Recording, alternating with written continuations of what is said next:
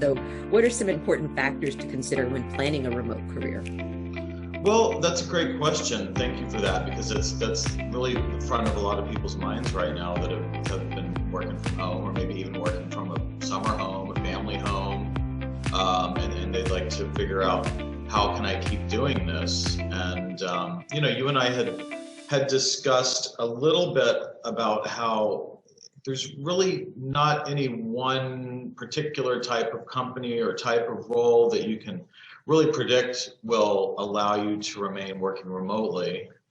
There's a little bit more into it in terms of the particular company that you're working for, what their policies are.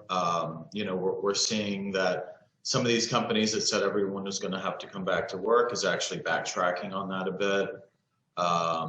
What I'm seeing is a lot of people are being given the choice to either work remotely or not work remotely, and they're kind of being given a bit of an ultimatum, because the companies need to basically know how many butts are going to be in the seats at the office, and they've been adjusting the size of the office to accommodate that.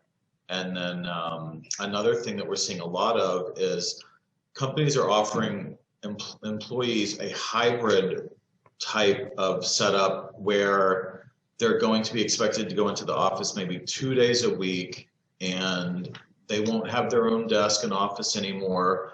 What they're doing is setting up like a common area, almost like a co-working space that people, self-employed people or remote salespeople have been using for years, but a co-working space within the actual corporate offices where people can come in, take a workstation, plug in for a couple of days, and then they can get some FaceTime, see people, do some meetings. And, if you think about it, if you have all of your people only going in 2 days versus 5 days, that's going to cut down on your real estate footprint needs by about 60%.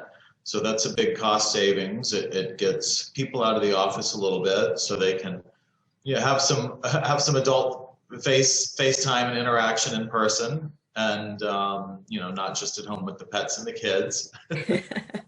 Yeah, it's become such a thing now that I was in Costco the other day and saw that they had a standing desk, one of those desks that rises up so that you can stand for a while you're working, on sale there. I can't remember how much it was because I don't need a standing desk, so I didn't pay that close of attention. But as you were talking about coming in the office for 2 days to work, 2 days a week, and sharing space and co-sharing space, that necessitates having to really build out or think in a more permanent sense your home office setup. And so when we're seeing big box stores like Costco appeal to that consumer, I think that's very telling.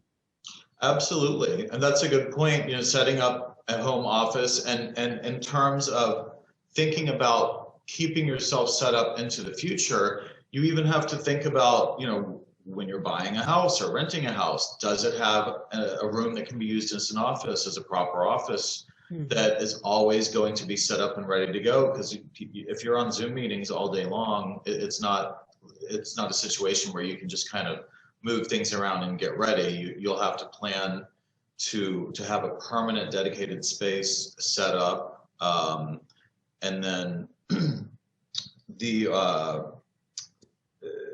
flexibility will allow you to have a lot more time on your hands.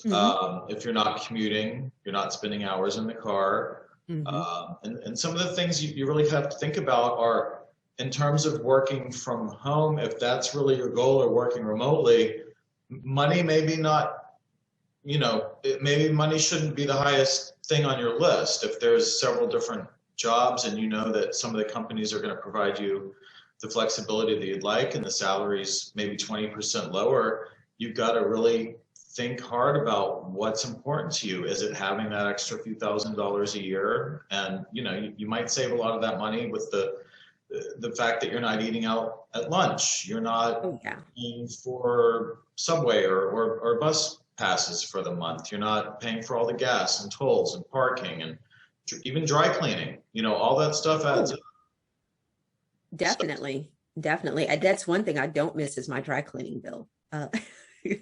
People forget how much money they spend on these things, but you know, if you're making $100,000 a year, and you know, you would take home what, probably maybe 65,000 of that after taxes. Mhm. You know, a $20,000 difference in salary may only end up having a ten or $12,000 difference on what you're actually bringing home. And then if you're not putting all those miles on your car and spending all that money on gas and dry cleaning and clothing and shoes and eating out to lunch all the time, you Mhm. could actually net more money making less. Yeah, So it definitely, it's a, I think at the end of the day, the it's a lifestyle goal.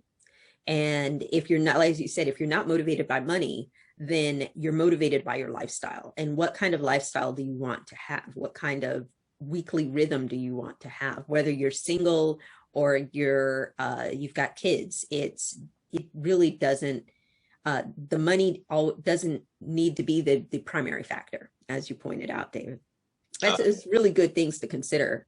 Flexibility, uh, building out your office, the financial ups and downs of that. What are what are your benefits, and kind of really doing a cost benefit analysis for the lifestyle that you want to have. Yeah. absolutely. And then, you know, you could also think about it in terms of your family. A lot of people have elderly parents that might live in their home or in the home next door. They may have kids that are old enough that they don't need a babysitter, but, you know, maybe you want to keep an eye on those teenagers a little bit more. So a lot, if you're commuting into the city, for instance, from New Jersey, and, you know, you're spending the first couple hours before work and after work, you know, you're not having that FaceTime with your kids. You're not able to keep an eye on your parents, and even simple things like being able to run out to Walgreens and get a prescription on your lunchtime at your pharmacy across the street. All those things are important to consider, and you know, money may not be the most important factor once you kind of factor them all together and figure out what's really important. Yeah, I mean, even going to pick up groceries, I can order groceries on the app and then set up a time and say on my lunch break, run down the street to the grocery store, sit in the parking lot, and someone brings everything out for me, which is awesome. Yeah. But it's, it's all of these time saving measures have come up and have been accelerated in the past year. And so while there's been so much death, doom, and destruction, there's also a little bit of a silver lining for many of us from the standpoint of lifestyle changes for the better. So Absolutely. Yeah, I think a lot of people have kind of figured out what's important, and realized that what they thought was important before might not be as important as what they're thinking these days after what we've all been through. yeah, definitely.